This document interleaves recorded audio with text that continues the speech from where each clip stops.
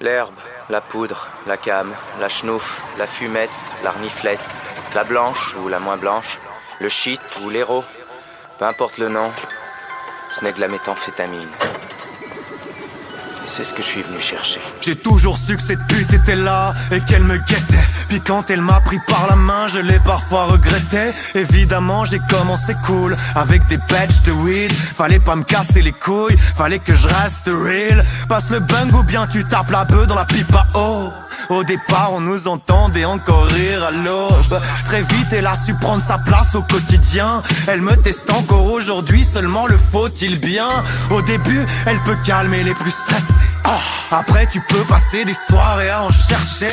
Le shit te ramollit, il crame et puis ça t'atomise. On finira par passer chez les drogués anonymes. Et puis la beuh, à la longue, elle te rend parano. Bonjour les crises d'angoisse, tout le monde aura sa dose. J'ai fumé mon premier patch à 13 piges.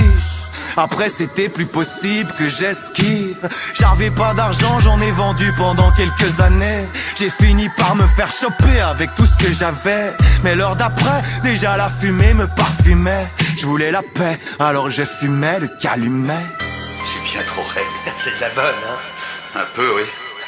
On n'avait jamais goûté une comme ça. Je suis raide défoncé. Je suis raide. Complètement raide. Complètement, oui. Complètement raide. Et puis à 16 piges, j'ai testé le LSD. C'était mieux ça que de choper une MST. C'est qu'il faut l'esprit solide, on est perturbé.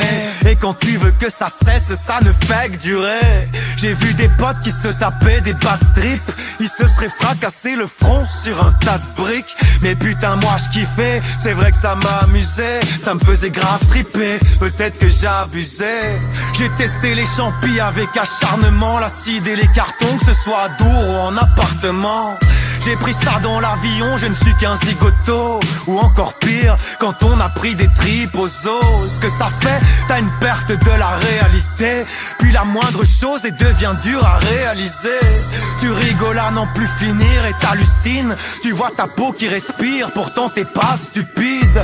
Tout le monde ne saura pas joindre les deux bouts. Parfois tu risques de toucher le sol avec tes genoux. Là c'est moi et je conseille à personne de faire ça. Essaye de trouver ta route et puis te perds pas. Je crois que j'aurais pas dû prendre ces champignons. Écoute, c'est une overdose. J'ai dû abuser des champignons, je sais plus ce qui se passe dans ma tête.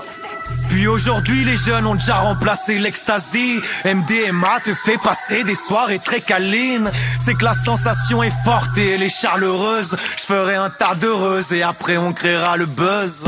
Là t'es plein d'amour et du coup tu veux le partager. Oui mais tout ça, ce n'est qu'un amour passager. Y'a ce sentiment de bonheur et de bien-être. T'es si bien qu'en fait tu captes rien mec. Après on fait des afters, on veut pas que ça s'arrête. Mais faudrait peut-être que parfois on repense à sa tête.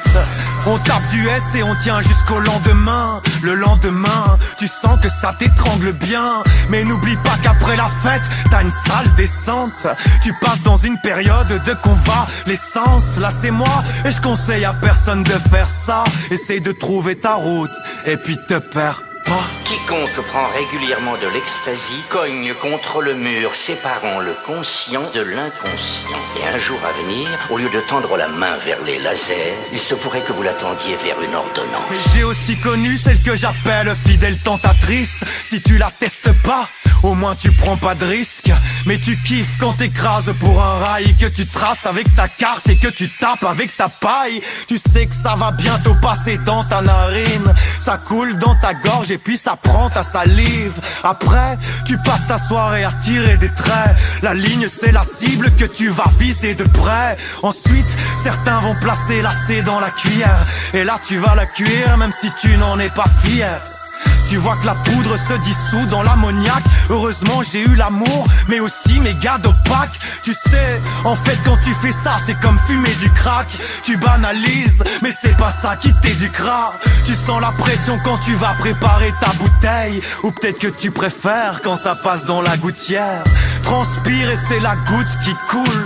Le stress dans le bide, après y a tout qui bouge. Je parle pas de ma nana, je la touchais pas si j'en prenais pas un sale vice. Ah, attention prenez garde, le manque se fait sentir et t'appellerais n'importe qui.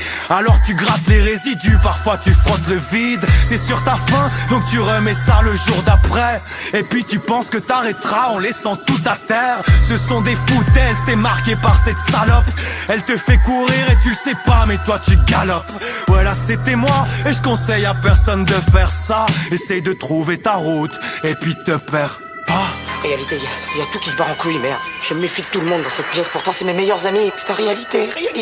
Dis-moi, putain, j'y comprends rien, mais qu'est-ce qui m'arrive? Mais qu'est-ce que j'ai là? Tu t'es trop défoncé. Largue la dope.